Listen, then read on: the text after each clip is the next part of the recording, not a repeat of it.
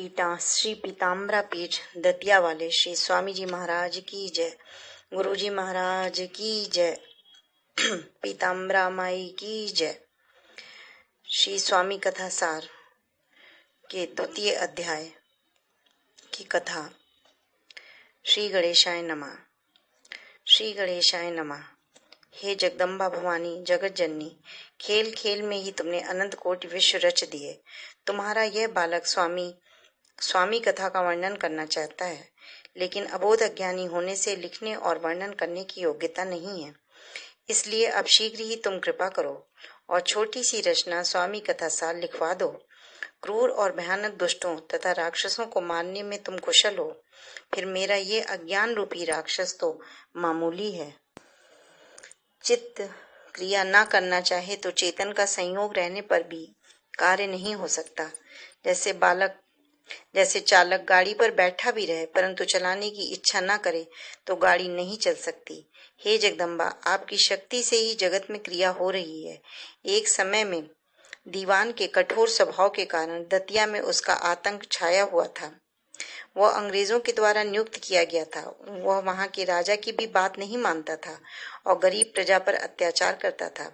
उसके विरोध में नागरिकों ने एक बड़ी सभा का आयोजन किया, जिसमें ऐनुद्दीन की गिरफ्तारी और राज्य से निकालने की मांग बहुत जोरों से की गई।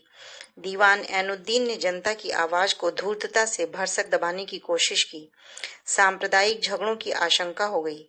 समय की कठिनाई को देखते हुए नागरिकों के कष्ट निवारण हेतु पीताम्बरा पीठ पर एक अनुष्ठान हुआ।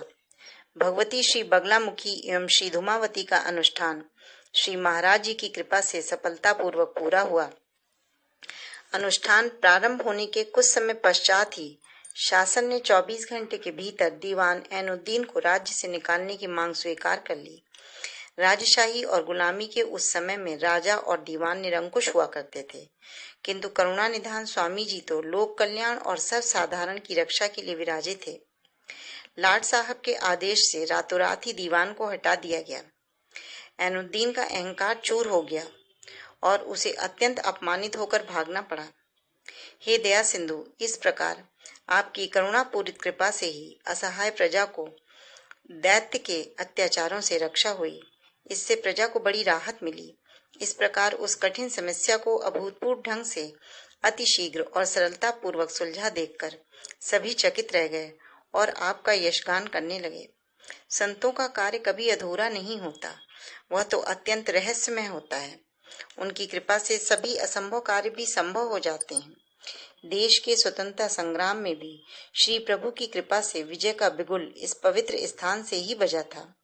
सच्चा संत ही सच्चा राष्ट्रभक्त भी होता है, जिसके दृष्टिकोण में राष्ट्रीय एकता ही स्वतंत्रता का आधार होता है। 1948 ईस्वी में हिंदू महासभा के संगठन कार्य हेतु एक जनसभा का आयोजन कर उसे संबोधित करने के लिए हिंदू महासभा के तत्कालीन राष्ट्रीय महामंत्री दतिया आए। इस समय सूर्यदेव श्री स्वामी जी में आस्था नहीं रखते थे, परंतु श्री स्वामी जी के व्यक्तित्व और कृपा से प्रभावित होकर उनकी वे सभी मान्यताएं बदल गईं। राजा को जब सभा के आयोजन का पता चला तो उन्होंने दीवान कृष्णपाल सिंह को बुलाकर नगर में किसी बड़े उपद्रव की आशंका से धारा 144 लगाने का आदेश दिया। इस आदेश से हिंदू भड़क उठे और उपद्रव बढ़ने के आसार ज्यादा हो गए। यह देखकर धारा 144 उठा ली गई और सभा के आयोजन की छूट मिल गई, परंतु राजा के डर से सभा की अध्यक्षता करने के लिए कोई नागरिक तैयार नहीं हुआ। पंडित सूर्यदेव जी श्री स्वामी जी के पास गए और निवेदन किया, हे संतों के मुकुटमणि, दतिया में कोई हिंदू नहीं है ऐसा लगता है, क्योंकि मैं हिंदू महासभा की सभा करने वाला हूँ, परंतु उसकी अध्यक्षता करने के लिए कोई तैयार नहीं है। संत महात्माओं का ये काम होता है कि वे बुराइयों को दूर करते हैं। मैं आपसे सभा की अध्यक्षता करने की प्रार्थना करता हूँ। तपोधन श्री प्रभु ने उत्तर दिया, मैं तो सन्यासी हूँ और सन्यासी की कोई जात नहीं होती, उसकी तो जात भगवान की होती है, परंतु समाज का जो वर्ग हमारी देखरेख करता है, भरण पोषण करता है, समय आने पर उसकी सहायता करना हमारा कर्तव्य हो जाता है। इसलिए हम तुम्हारी सभा की अध्यक्षता करेंगे। अर्जुन को जैसे कृष्ण की कृपा का आशीर्वाद मिला, शिवाजी महाराज को समर्थ श्री रामदास स्वामी का वरद हस्त प्राप्त हुआ। ऐसे ही सूर्यदेव को महाराज जी का वरदान मिल गया। आज का दिन धन्य है। हरेक की आंखें महाराज जी की ओर लगी थीं। जीवन मुक्त सच्चा साधु सभा मंडप में उच्चासन पर बैठा था। श्री महाराज की निर्भीकता, तेजस्विता जल्दी ही प्रखरता को प्राप्त होकर जनमानस में फैल गई। महाराज जी ने बिना किसी भय से उस सभा में कहा, अपने पूर्वजों की परंपराओं व संस्कृति की रक्षा करना परम आवश्यक कर्तव्य है और यह अधिकार सबको प्राप्त है। इसके लिए हमें संगठित होना चाहिए। भीमलोचन श्री महाराज जी की इस ओजपूर्ण वाणी का आश्चर्यजनक प्रभाव हुआ और जनता में जागृति आई। इस प्रकार हिंदुओं के सोए हुए पुरुषार्थ के प्रति महान विश्वास श्री स्वामी जी ने जगा दिया। हे सच्चिदानंद, आप तो फिर अपने निजानंद में ही मग्न हो गए। एक दिन श्री प्रभु ने अपने भक्त फौजदार पर्वत सिंह को बुलाकर कहा, ऐसा लगता है कि दतिया में लोग नास्तिक और आलसी हो गए हैं, अपने धर्म कर्म को भूलते जा रहे हैं। तुम शंकराचार्य जयंती मनाओ जिससे लोगों में कुछ जागृति आए। इस प्रकार प्रभु आपकी कृपा से वैशाख सुदी 5 संवत 1988 विक्रम को दतिया में प्रथम बार शंकराचार्य जयंती बड़ी धूमधाम से मनाई गई। लोगों ने पीताम्बरा माई का उस स्थान पर एक छोटा सा मंदिर का कमरा बनवा दिया।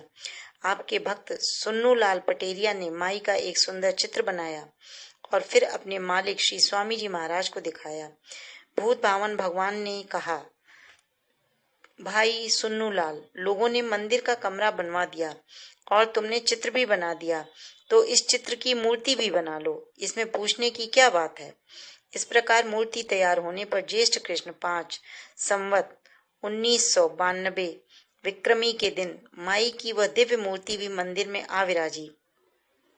हे महेश्वर, कालांतर में आपकी कृपा और प्रेरणा से पीताम्बरा पीठ की स्थापना के उपरांत परशुराम जयंती, पीताम्बरा जयंती और शंकराचार्य जयंती के उत्सव लगातार 3 दिन धूमधाम के साथ हर वर्ष इस पीठ पर होने लगे। संवत 1997 में पंचम कवि के पहाड़ पर तारा माई की स्थापना भी हुई। ये सब होता रहा, किंतु आप अपने आत्मानंद में ही मग्न रहे। दतिया जिले में श्री रामचरितमानस चतुर्शती का आयोजन किया गया। दतिया के कलेक्टर श्री जी वैकन्ना ने विचार किया कि यदि स्वामी जी द्वारा इस समारोह का उद्घाटन हो तो इस आयोजन की सफलता में 4 चांद लग जाएंगे। आयोजक श्री प्रभु के पास आए और कहा कि आयोजन संबंधी कार्य तो हम लोगों को करना ही है, लेकिन हे जनार्दन, शेष काम संत महात्माओं का है, इसलिए उद्घाटन के लिए हम लोग आपसे निवेदन करने आए हैं। यदि नगर में ना जाने का कोई संकल्प आप कर चुके हैं तब तो हम विवश हैं, किंतु यदि ऐसा नहीं है तो यह काम आपका ही है। जगमोहन श्री प्रभु मुस्कुराए और बोले कि हाँ, है तो काम ये हम ही लोगों का। मैं तो नगर में जाता नहीं हूँ, परंतु नगर में ना जाने का कोई संकल्प भी नहीं लिया है, इसलिए चलूंगा, लेकिन भाषण नहीं दूंगा। श्री रामस्वरूप खरे एडवोकेट ने स्वामी जी को समारोह में पहुंचने के लिए वाहन का प्रबंध किया। बड़े उत्साह से दुकानदारों ने पुष्पहारों, बंधनवारों और तोरणों से स्वागत द्वार सजाए। वह दृश्य देखते ही बनता था। बग्गी खाने का चौक नर नारियों से खचाखच भरा हुआ था। मंच पर श्री रामचरितमानस ग्रंथ के ऊपर पुष्प चढ़ाकर समारोह का उद्घाटन संपन्न हुआ।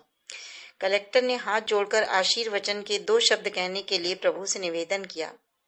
श्री प्रभु मुस्कुराए और बहुत संक्षेप में सरलता से श्री गोस्वामी तुलसीदास जी के राष्ट्र धर्म की मार्मिक सराहना की। तुलसीदास जी को हिंदू एकता का राष्ट्रीय महात्मा कहा। इस प्रकार श्री स्वामी जी के मार्गदर्शन में यह आयोजन बहुत अच्छे ढंग से संपन्न हुआ। इन्हें लोग स्वामी जी के नाम से ही जानते हैं। कोई नहीं जानता कि इनके माता पिता कौन थे, इनकी जाति क्या थी, रहने वाले कहाँ के थे, उम्र क्या थी और कहाँ से आए थे। सभी नाम परमात्मा के हैं। वे नामी होते हुए भी अनामी हैं। स्वामी जी को कोई इसीलिए कोई महाराज कहने लगा तो कोई स्वामी जी कहने लगा।